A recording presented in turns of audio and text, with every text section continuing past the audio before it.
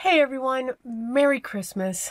Today I am here with day 25, the last video of my 2021 Christmas series. I honestly, and I know I've said this before, I hope you've enjoyed this as much as I have. For today, I'm going to feature a Concord and 9th stamp set. I fell in love with that Christmas, the way that it's blocked off around it. And then, of course, all of the florals coming in. And I'm going to be trying a new coloring. It's new, but it's not new. Coloring medium.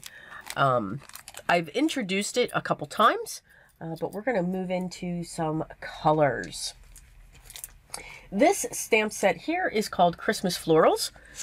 And I am putting this in my stamp positioning tool. I am using a piece of my Strathmore Mixed Media Toned Tan cardstock, and I've cut it in half. Now I'm just getting the position of the piece there. I was trying to line it up, and then I thought, okay, Des, why are you trying to do that? Because I don't do that.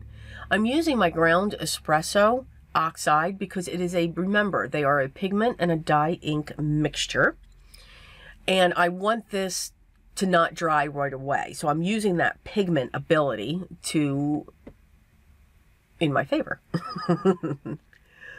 So I stamped this a couple times, and there's actually a couple images that I stamped with. I wasn't quite sure what the look was that I was going for.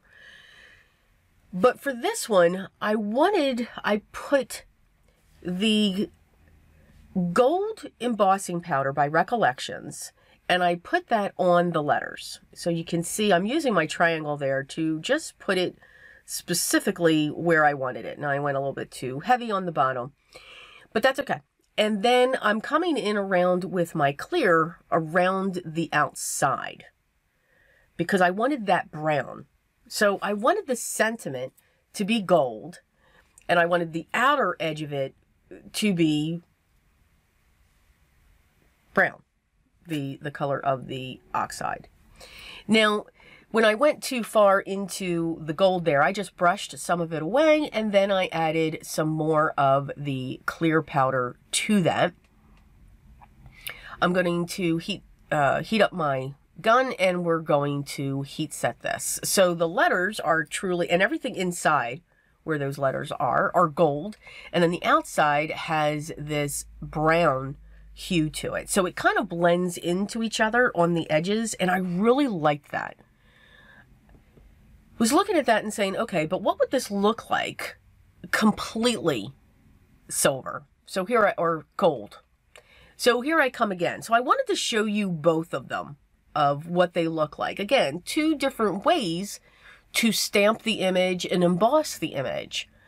Again, I do go to the very odd side of the coloring, vintage style, goth, worn, distressed, where others may want simple and traditional. And when I say simple, I don't mean easy. I just mean, elegant, to have all of that foil. And that's what I'm doing on this one. Now, I did not color both images.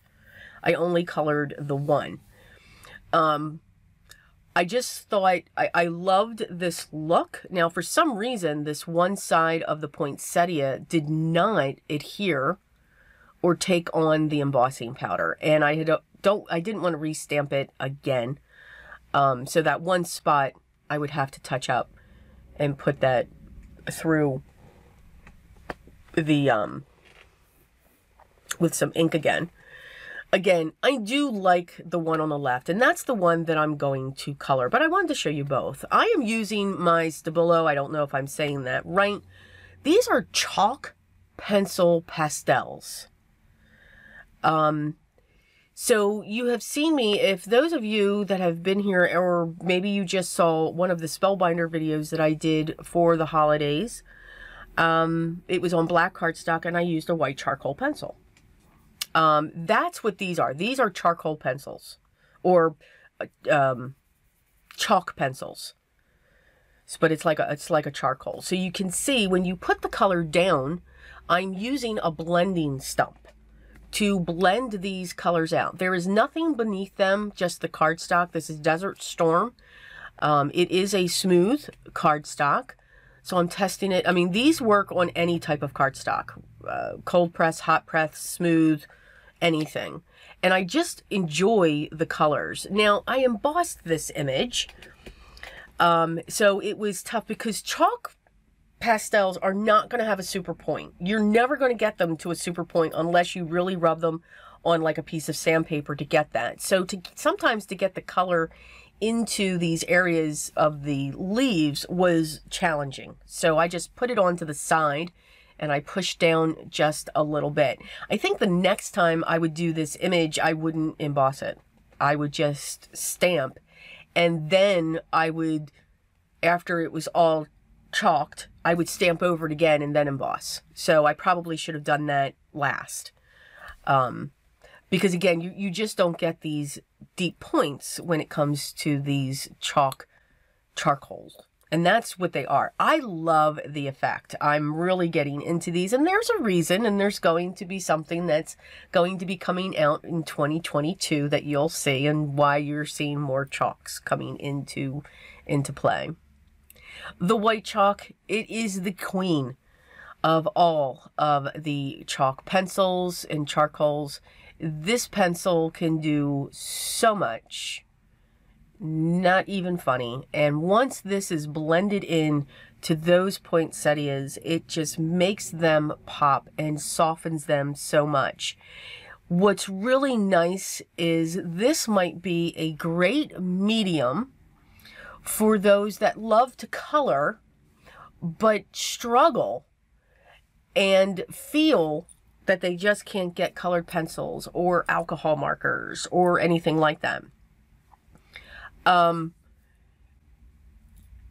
blends are effortless. You don't need any type of fixative. You can put a fixative on top of this because it will smudge. If you keep rubbing your finger on it, some of that color will come off. And the fixative that I use is by Winsor & Newton. It's a matte, and it's just a quick spray outside, well ventilated, and then that'll protect the piece. But I am really enjoying the chalks. They are easy to blend, easy to color with. You're not going to get the true definitions like you can in other ones, but if this is something that's interesting to you, just stay tuned in 2022, and there will be more of these videos when it comes to this medium being part of your card making venture and journey. Okay, we are now going to layer up our card. I cut a matte of brown 4 1/4 by 5 1/2, and then I've also cut a red cardstock matte that is just slightly smaller, which is 4 1/8 by 5 3/8. The toned tan by Strathmore was cut to be 4 by 5 1/4, and that is going to go right on top of each of those. I am going to pull in my Nuvo drops in the color of light gold, and I'm going to place those into the center of the poinsettias. Now, it looks like I'm putting drops there. These drops do form together, which is fine.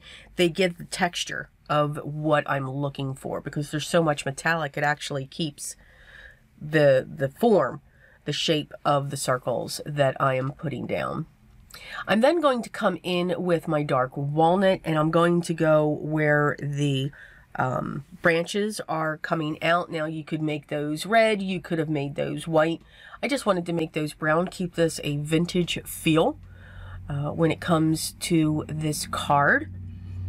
And I'm just going to put those throughout. I am going to come in with my glossy accents and put that on top of the berries.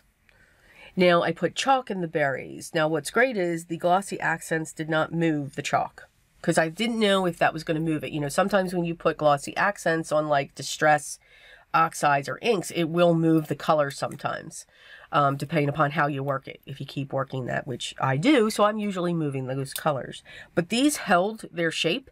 They held the color where it was positioned. So again, still playing with it and really, really enjoying it to see how far we can take this wonderful new medium. Of course, it is a Christmas. I can't end my Christmas series without a card with splatter. And we're just going to do some light white splatters across the whole card. And I do hope that you enjoy day 25. Everyone, I want to thank each and every one of you for taking the time, whether it was day 1, whether it was day 25, or any of the days in between, to stop by and just to check out one of my videos. I truly appreciate it. If you subscribed, I thank you. I'm very honored that you chose to hit that subscribe button, and truly grateful. The products that I used for today will be listed down below as long as they are available.